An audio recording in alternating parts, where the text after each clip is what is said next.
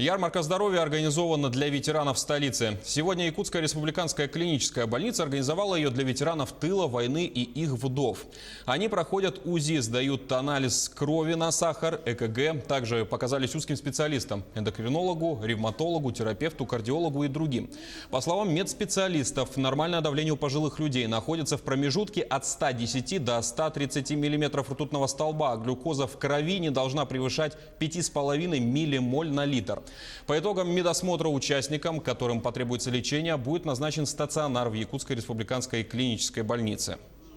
В одном месте и кардиолог, и ревматолог, и эндокринолог, и гастроэнтеролог.